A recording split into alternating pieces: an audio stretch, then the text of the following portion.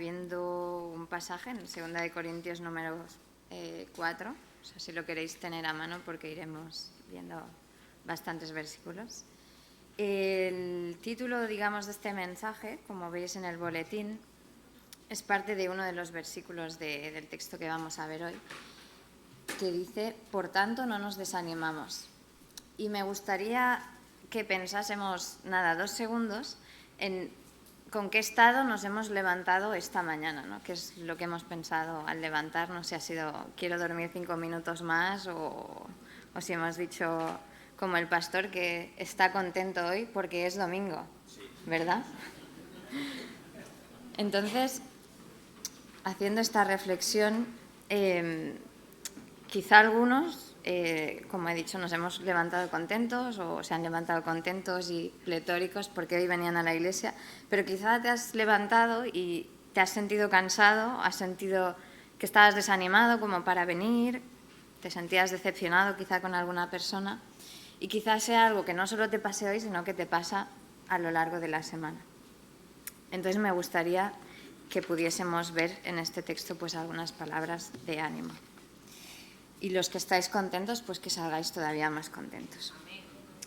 Así que vamos a leer en 2 Corintios capítulo 4. La versión que yo tengo es la Nueva Versión Internacional, así que si algunas palabras no coinciden es por eso.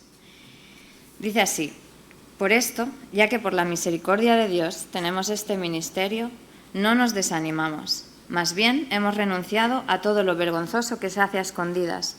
No actuamos con engaño ni torcemos la palabra de Dios. Al contrario, mediante la clara exposición de la verdad nos recomendamos a toda conciencia humana en la presencia de Dios. Pero si nuestro evangelio está encubierto, lo está para los que se pierden. El Dios de este mundo ha cegado la mente de estos incrédulos para que no vean la luz del glorioso evangelio de Cristo, el cual es la imagen de Dios. No nos predicamos a nosotros mismos, sino a Jesucristo como Señor. Nosotros no somos más que servidores de vosotros por causa de Jesús. Porque Dios, que ordenó que la luz resplandeciera en las tinieblas, hizo brillar su luz en nuestro corazón para que conociéramos la gloria de Dios que resplandece en el rostro de Cristo. Pero tenemos este tesoro en vasijas de barro para que se vea que tan sublime poder viene de Dios y no de nosotros. Nos vemos atribulados en todo, pero no abatidos, perplejos, pero no desesperados, perseguidos, pero no abandonados, derribados, pero no destruidos. Donde quiera que vamos, siempre llevamos en nuestro cuerpo la muerte de Jesús para que también su vida se manifieste en nuestro cuerpo. Pues a nosotros, los que vivimos, siempre se nos entrega a la muerte por causa de Jesús, para que también su vida se manifieste en nuestro cuerpo mortal. Así que la muerte actúa en nosotros y en vosotros la vida. Escrito está: creí y por eso hablé. Con ese mismo espíritu de fe también nosotros creemos y por eso hablamos. Pues sabemos que aquel que resucitó al Señor Jesús nos resucitará también a nosotros con Él y nos llevará junto con vosotros a su presencia. Todo esto es por el bien de vosotros, para que la gracia que está alcanzando a más y más personas haga abundar la acción de gracias para la gloria de Dios.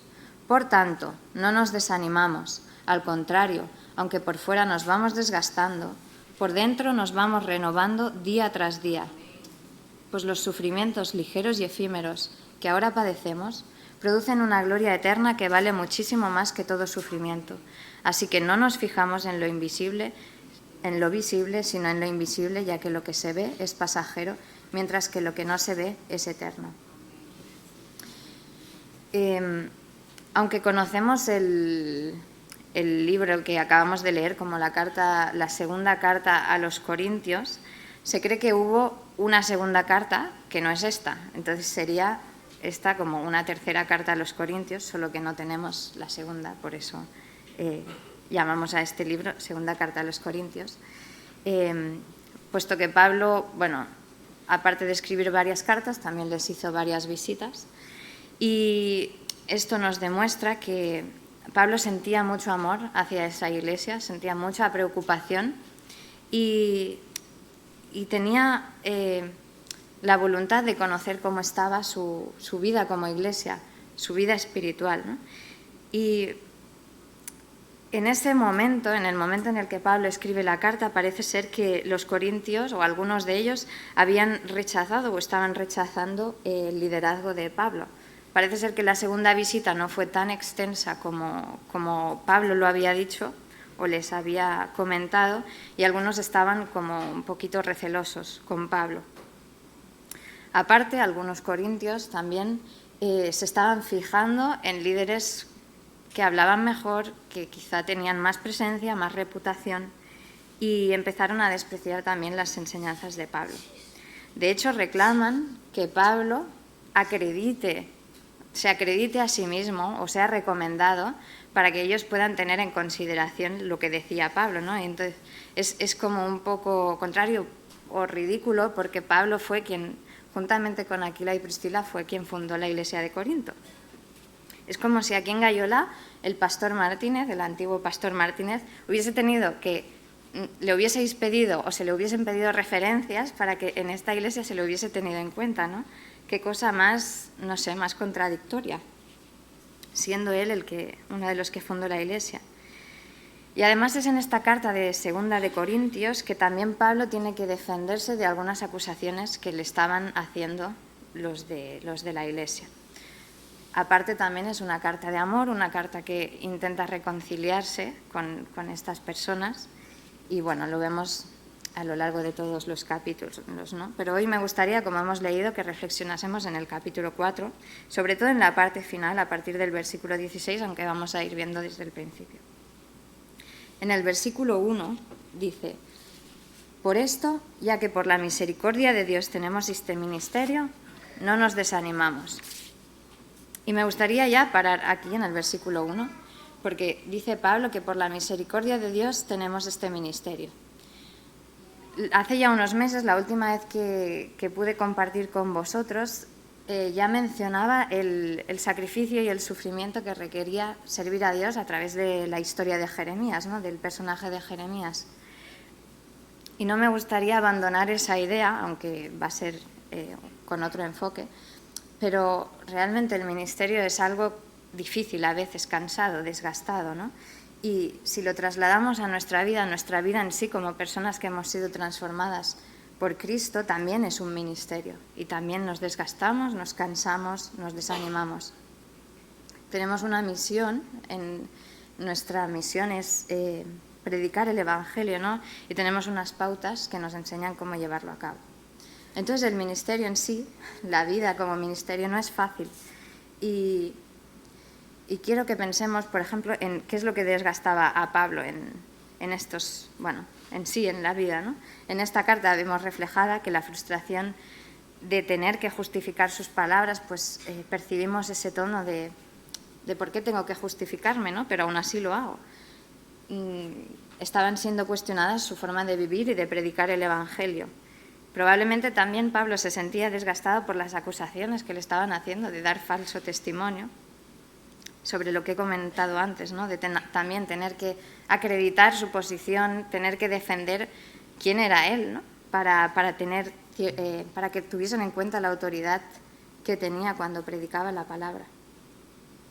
Tener que ser comparado con otros que tenían más reputación o carisma, todo esto seguramente eran cosas que desgastaban el ministerio que estaba haciendo Pablo y que como persona le llevaban a estar cansado. Y de hecho es Pablo también quien escribe más adelante en esta misma carta, en el capítulo 11, versículos del 5 al 8. Dice, 2 Corintios 11, 5, 8, pero considero que en nada soy inferior a esos superapóstoles. Quizá yo sea un mal orador, pero tengo conocimientos. Esto os lo hemos demostrado de una y mil maneras. ¿Es que cometí un pecado al humillarme yo para enalteceros a vosotros, predicándoos el Evangelio de Dios gratuitamente? De hecho, despojé a otras iglesias al recibir de ellas ayuda para serviros a vosotros. Perdón.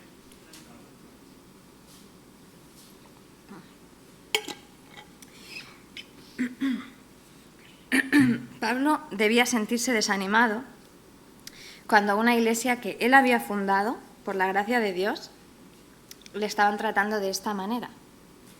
Dice que tenía que... nada soy inferior a estos superapóstoles, ¿no? O sea, le estaban comparando con otros que quizá estaban siendo más reconocidos, pero que realmente no estaban hablando la verdad de la cruz. Y no quiero que pensemos que esto es algo que queda alejado de nosotros, cosas que le pasaban solo a Pablo.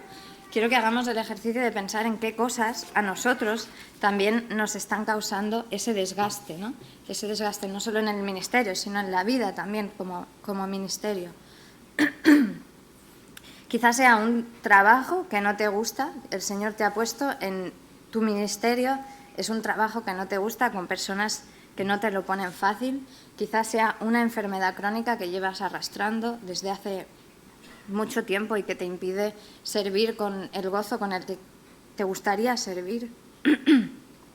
Quizá una pérdida, quizá el éxito de otros que parece que no creen en Dios y no hacen las cosas bien y les va todo mucho mejor que a ti. Y dentro de la Iglesia también, quizá te está desgastando el hecho de que un hermano en algún momento te haya dicho algo que no te ha gustado, o quizá que no coincides con algunas cosas que se hacen, o quizá que estás trabajando muchísimo sin recibir ningún reconocimiento.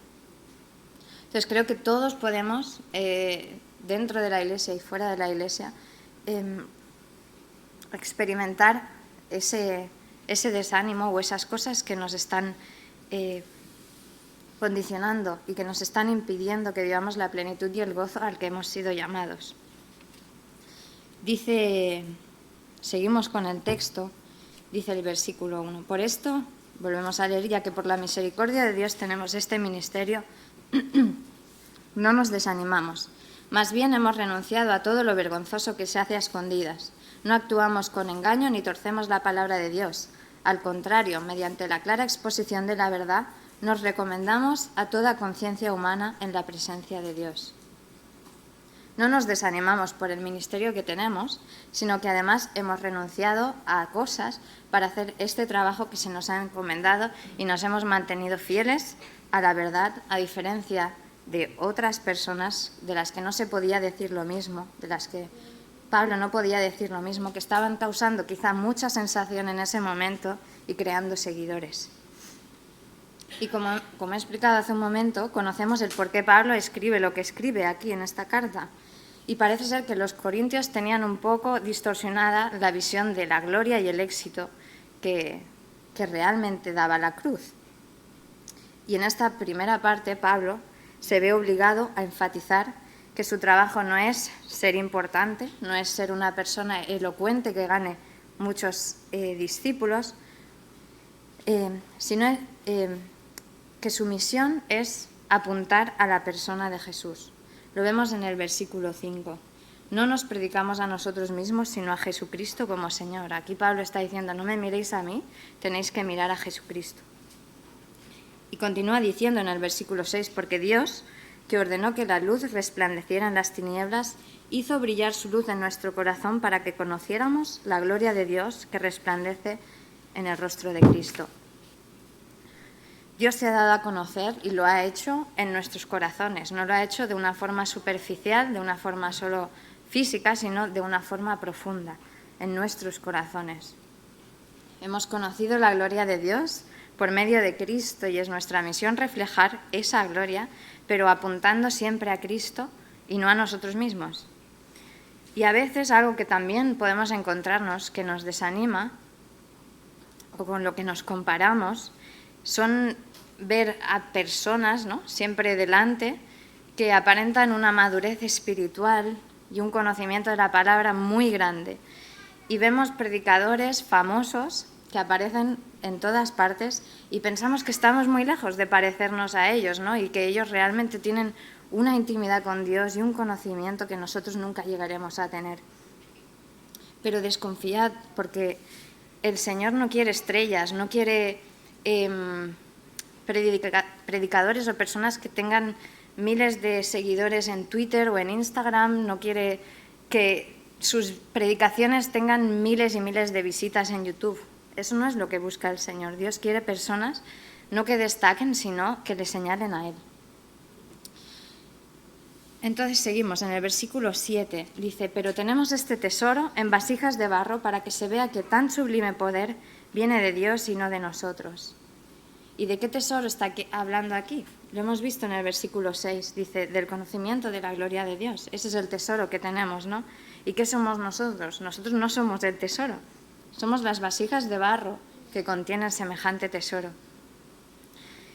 No somos lo que brilla y reluce por sí mismo, somos humildes instrumentos en las manos de Dios. Dice que que contenemos en vasijas de barro, ¿no? El barro es algo frágil, es algo que si se cae, se rompe, si le das un golpe, se resquebraja. Y los versículos 8 y 9 nos lo están demostrando. También dice, nos vemos atribulados en todo, pero no abatidos, perplejos, pero no desesperados, perseguidos, pero no abandonados, derribados, pero no destruidos. Somos atribulados, perplejos, perseguidos, derribados. Esto nos demuestra que no somos impenetrables, no somos todopoderosos, que nada nos afecta, ¿no? Somos frágiles, somos como el barro. Un comentarista escribe sobre esto, dice, la vida nos ha acercado de debilidad, aunque Cristo nos ha rodeado de gloria, para que tengamos presente que la debilidad es cosa nuestra y la gloria es de Dios, y reconozcamos nuestra absoluta dependencia de Él.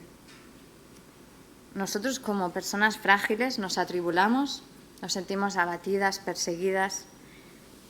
Sin embargo, si somos atribulados pero no abatidos, perplejos pero no desesperados, si somos perseguidos pero no abandonados, derribados pero no destruidos, es por el poder y la gracia de Dios, es porque Él nos sostiene.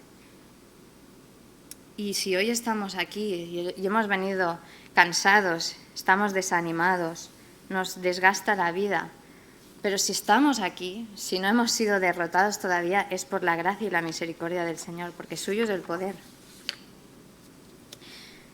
Y seguimos leyendo del 13 al 15, dice, está escrito está, creí, por eso hablé. Con ese mismo espíritu de fe también nosotros creemos y por eso hablamos, pues sabemos que aquel que resucitó al Señor Jesús nos resucitará también a nosotros con Él y nos llevará junto con ustedes a su presencia.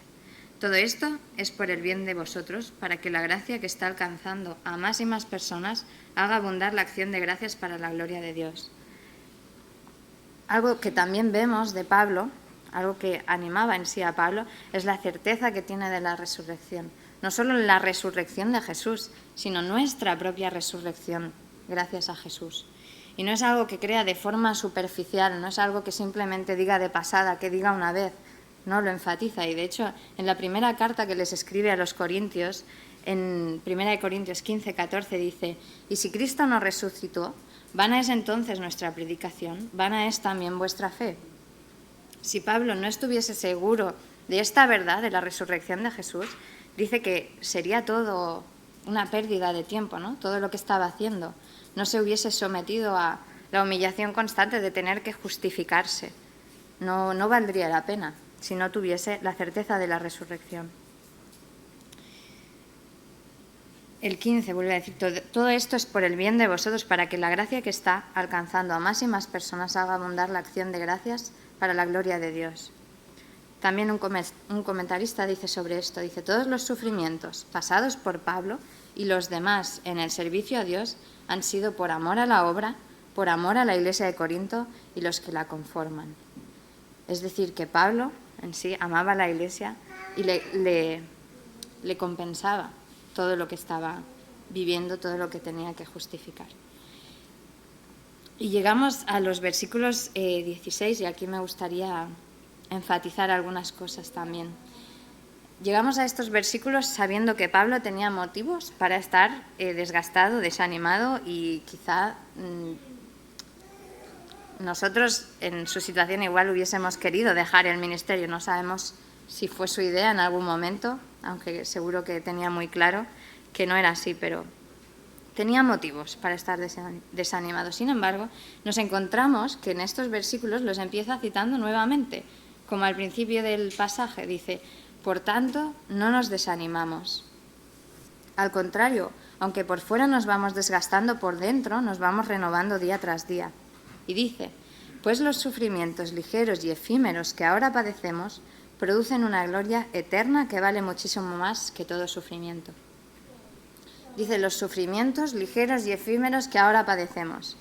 Y los que conocéis la historia de Pablo, ¿consideráis que los sufrimientos de Pablo eran ligeros y efímeros? Conociendo la historia puede parecer que no, y los que no la conozcáis, por lo que hemos hablado ahora, tampoco, ¿no? No solo tenía que lidiar con estas cosas que hemos dicho, sino que en 2 de Corintios también, en esta misma carta, en el capítulo 11, dice así, capítulo 11, versículos 21 de la segunda parte al versículo 28. Si alguien se atreve a dárselas de algo, también yo me atrevo a hacerlo. Lo digo como un insensato. ¿Son ellos hebreos? Pues yo también. ¿Son israelitas? También yo lo soy. ¿Son descendientes de Abraham? Yo también. ¿Son servidores de Cristo? ¡Qué locura! Yo lo soy más que ellos. He trabajado más arduamente. He sido encarcelado más veces. He recibido los azotes más severos. He estado en peligro de muerte repetidas veces. 5 veces recibí de los judíos los 39 azotes. 3 veces me golpearon con varas. 1 vez me apedrearon. 3 veces naufragué y pasé un día y una noche como náufrago en alta mar. Mi vida ha sido un continuo ir y venir de un sitio a otro, en peligros de ríos, peligros de bandidos, peligros de parte de mis compatriotas, peligros a manos de los gentiles, peligros en la ciudad, peligros en el campo, peligros en el mar y peligros de parte de falsos hermanos. He pasado muchos trabajos y fatigas y muchas veces me he quedado sin dormir.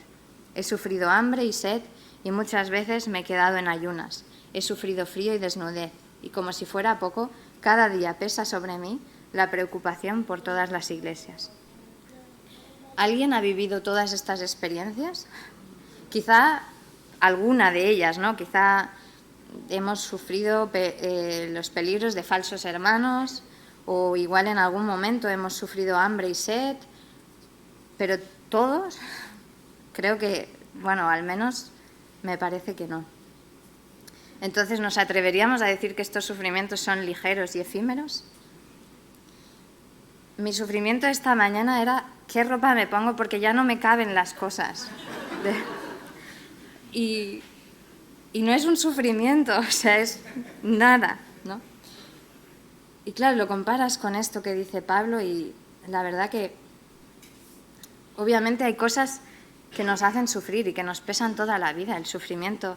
Pablo también habla del aguijón en la carne. Sin embargo, vemos su constancia en el ministerio a pesar de las dificultades. Por eso, cuando Pablo habla de la efemeridad y ligereza de los sufrimientos, no podemos decir que sea una persona que no sabe de lo que habla, porque lo ha experimentado a lo largo de todo su ministerio.